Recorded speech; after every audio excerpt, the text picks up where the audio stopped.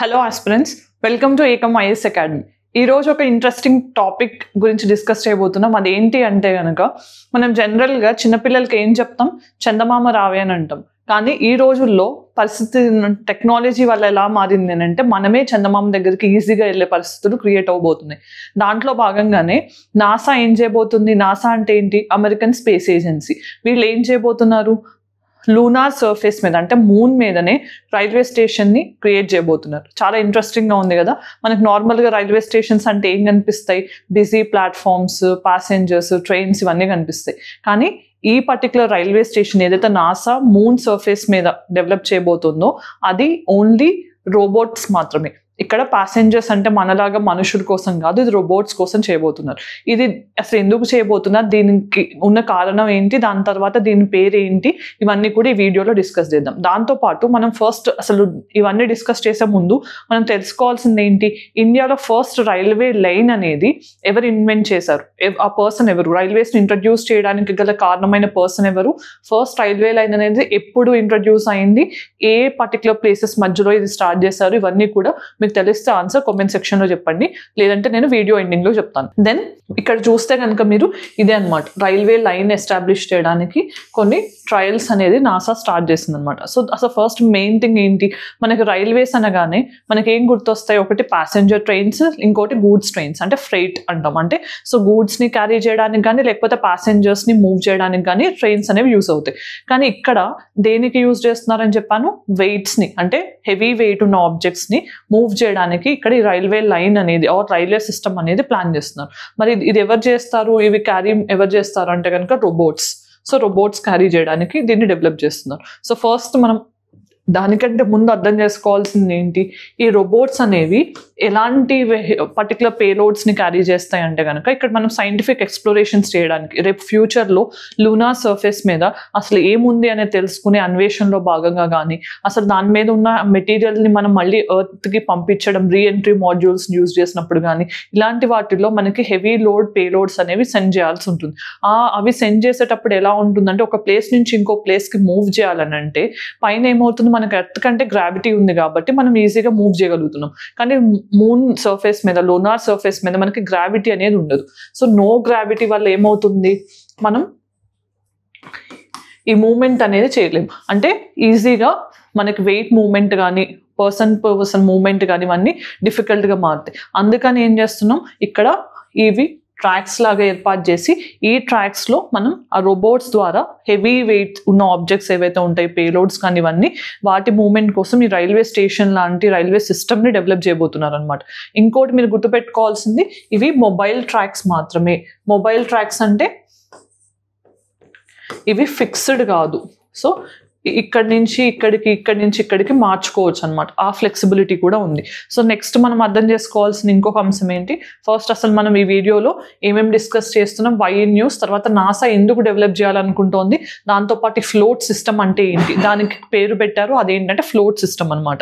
ఈ float system అంటే ఏంటి, తర్వాత అసలు లూనార్ మిషన్స్ ఏమున్నాయి వేరు కంట్రీస్, దాంతోపాటు మనం అసలు ఇండియా తరపు నుంచి ఫ్యూచర్లో చేయాలనుకుంటున్న స్పేస్ మిషన్స్ ఏంటి అనేది కూడా చూద్దాం అనమాట. సో వీటి మీద కూడా క్వశ్చన్స్ వచ్చే ఛాన్స్ ఉంటుంది.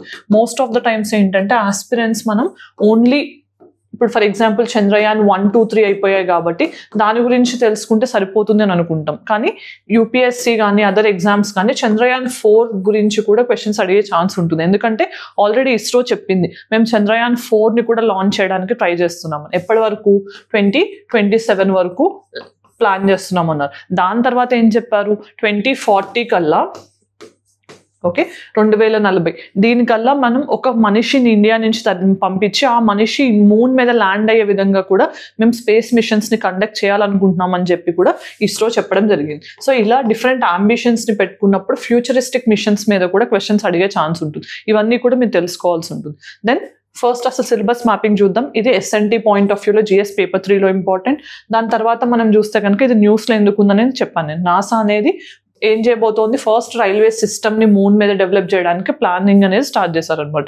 దాంట్లో భాగంగా అసలు మనం ఫస్ట్ ఫ్లోట్ సిస్టమ్ అంటే ఏంటనేది తెలుసుకుందాం. ఫ్లోట్ అంటే ఏంటి, flexible levitation on a track. అంటే ఫ్లెక్సిబుల్ అంటే ఏంటి, నేను ఇందాక చెప్పినట్టు ఇది రిజిడ్గా ఒక పర్టికులర్ రైల్వే లైన్ లాగా కాదు, మన ఇండియాలో అదర్ కంట్రీస్లో ఉన్నట్టు రైల్వే లైన్ లే అవ్వదు. కానీ ఇక్కడ ఏంటంటే మొబైల్ ట్రాక్స్ ఉంటాయి అనమాట. అంటే ఈజీగా ఒక దగ్గర నుంచి ఇంకో దగ్గరికి మనం చేంజ్ చేసే విధంగా ఫ్లెక్సిబిలిటీ ఉంటుంది. ఈ లెవిటేషన్ ఆన్ ఏ ట్రాక్ అనమాట. దీన్ని ఫ్లోట్ సిస్టమ్ అని అంటున్నారు. ఈ మూన్ మీద ఏదైతే రైల్వే సిస్టమ్ని బిల్డ్ చేస్తున్నారో దానికి ఇచ్చిన పేరు ఫ్లోట్ అనమాట. ఫ్లోట్ సిస్టమ్ అంటే మీకు అర్థమవుతుంది, ఈజీగా మూవ్మెంట్ చేయడం కోసం ఫ్లోట్ సిస్టమ్ని డెవలప్ చేశారు. ఇక్కడ అసలు మెయిన్ ఆబ్జెక్టివ్ ఏంటి, రోబోటిక్ ట్రాన్స్పోర్ట్ సిస్టమ్. ఏం ట్రాన్స్పోర్ట్ చేస్తున్నారు, హెవీ వెయిట్ ఉన్న గూడ్స్ని.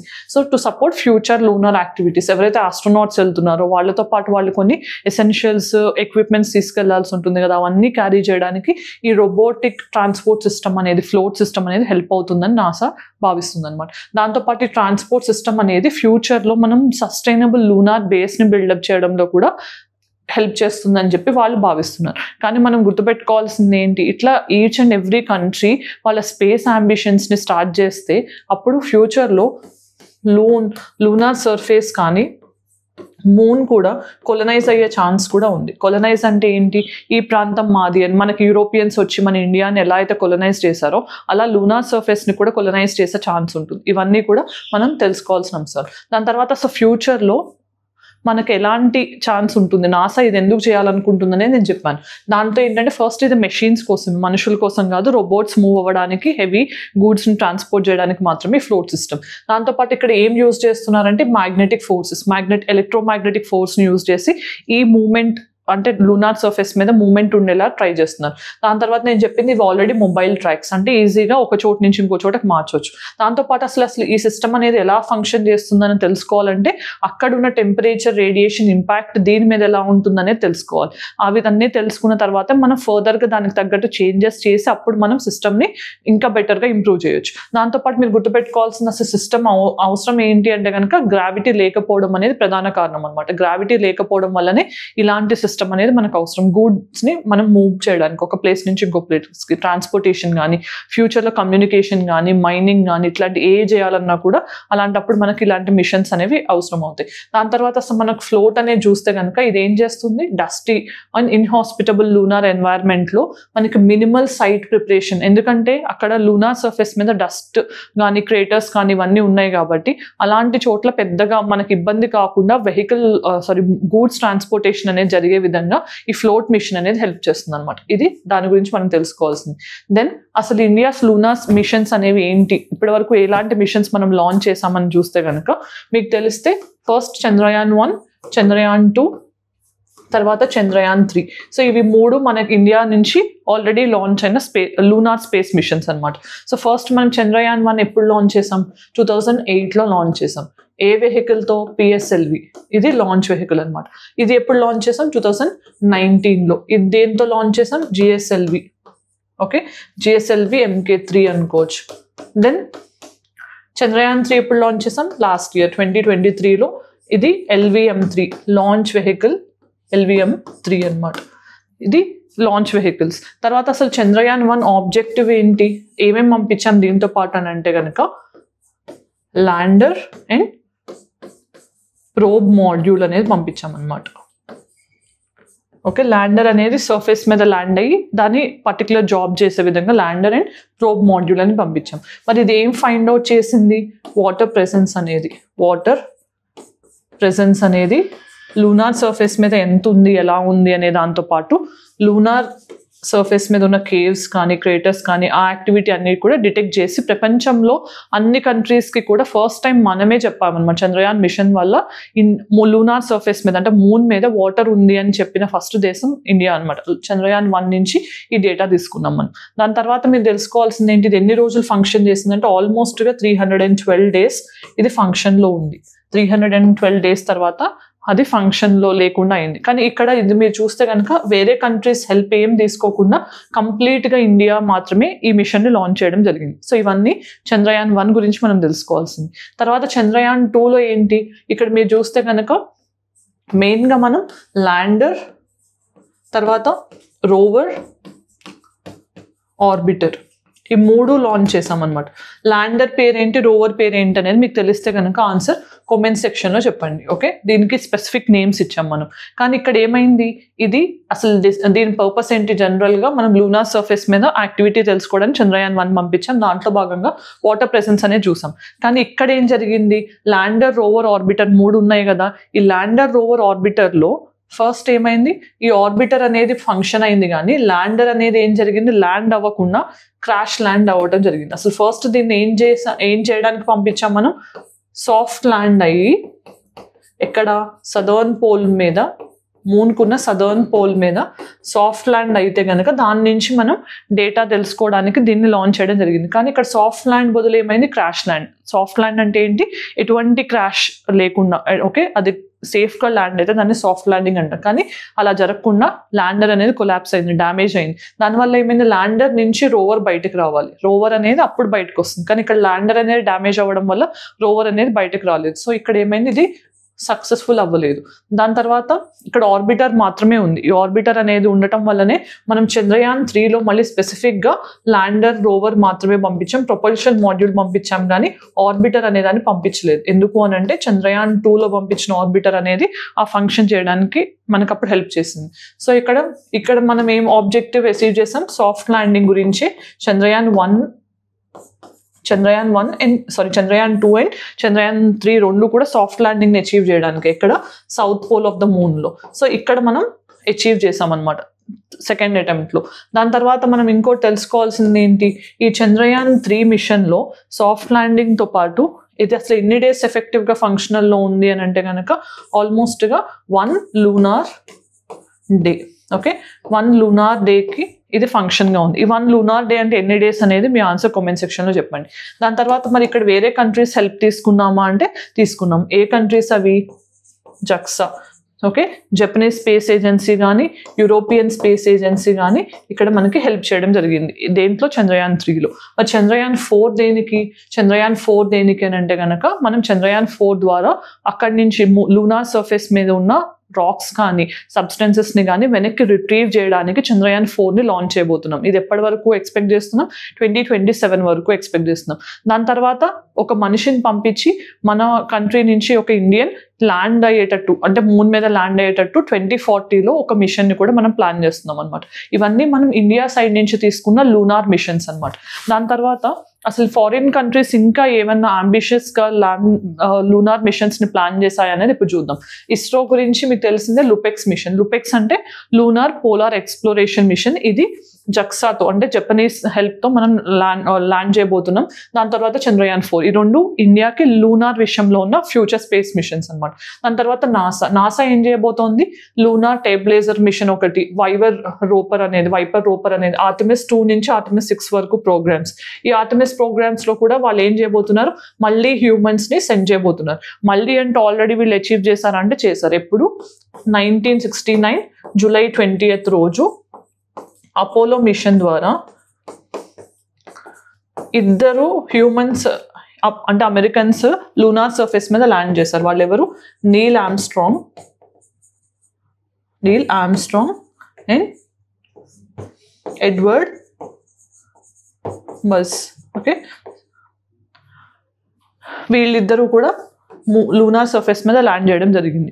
సో తర్వాత మనం తెలుసుకోవాల్సింది, మళ్ళీ ఆర్టెమిస్ ప్రోగ్రామ్ ద్వారా వీళ్ళు ఏం చేయబోతున్నారు, 2025లో ఒక హ్యూమన్ అంటే ఒక కలర్డ్ పర్సన్ అండ్ 1 ఉమెన్ని కూడా లూనార్ సర్ఫేస్ మీద ల్యాండ్ అయ్యే విధంగా సెండ్ చేయబోతున్నారు. దాని మెయిన్ ఆబ్జెక్టివ్ ఆర్టెమిస్ ప్రోగ్రామ్ అనమాట. దెన్ మ్యాండ్ మిషన్ ఇక్కడ మీకు కనిపిస్తుంది. తర్వాత రక్స్కోమాస్ అనేది రష్యాది ఏం చేయబోతున్నారు, లూనా. మీకు తెలిస్తే లూనా అనేది ఫస్ట్ మళ్ళీ మిషన్ ఏంటంటే మనకి మూన్ మీద ఒక ఆబ్జెక్ట్ని కూడా పంపించాం, మనం ఒక కుక్కని పంపించాం అన్నమాట స్పేస్లోకి. దీనిలో భాగంగానే సిరీస్లో భాగంగా తర్వాత మనకి ఆరియల్ అనేది కూడా రష్యన్ స్పేస్ ఏజెన్సీకి మిషన్. తర్వాత చైనా ఏం చేస్తుంది, చాంగే 6 అనేది 8 సిరీస్ ఆఫ్ మిషన్స్ని ప్లాన్ చేస్తుంది. ఆల్రెడీ మనకు తెలిస్తే చాంగే 6 అనేది రీసెంట్గా లాంచ్ అవ్వడం జరిగింది. దాంట్లో ఏం చేస్తున్నారు వాళ్ళు, ఫస్ట్ టైం శాంపుల్ని రీఎంట్రీ చేసే విధంగా లాంచ్ చేశారనమాట. అంటే ఇక్కడ లూనార్ సర్ఫేస్ మీద శాంపుల్ ని కలెక్ట్ చేసుకుని అది ఎక్కడి నుంచి southern pole far side of the moon, అంటే మనకి కనపడింది ఎప్పుడు కూడా మనకి మూన్ సర్ఫేస్ ఒక్కటి మాత్రమే కనిపిస్తుంది. ఎందుకంటే ఎర్త్స్ మనకి రొటేషన్ కానీ మూన్ మన చుట్టూ తిరిగే రెవల్యూషన్ స్పీడ్ కానీ రెండు మ్యాచ్ అవుతున్నాయి కాబట్టి మనకి ఎప్పుడు కూడా ఒకటే మూన్ సైడ్ అనేది కనిపిస్తుంది. దాన్ని మనం near side of the moon అంటాం. సో మనకు కనపడని భాగం ఉంటుంది కదా, దాన్ని far side of the moon అంటాం. సో అక్కడి నుంచి కొన్ని శాంపుల్స్ ని తీసుకుని మళ్ళీ దాన్ని ఎర్త్ కి తీసుకొచ్చే మిషనే ఈ చాంగే 6 మిషన్ అనమాట. రీసెంట్ గా చైనా లాంచ్ చేసింది. తర్వాత Japanese space agency destiny plus అనే ప్రోగ్రామ్ ని లాంచ్ చేయబోతుంది అనమాట. ఇవన్నీ కూడా ఫ్యూచర్ లో వివిధ కంట్రీస్ లూనార్ స్పేస్ మిషన్స్ లో భాగంగా లాంచ్ చేయబోతున్నాయి. దాని తర్వాత అసలు India's journey future space missions లో ఇండియా ఏం చేయబోతుందని అంటే చంద్రయాన్ 4 నేను ఆల్రెడీ చెప్పాను, శాంపుల్ రిటర్న్ మిషన్ అనేది.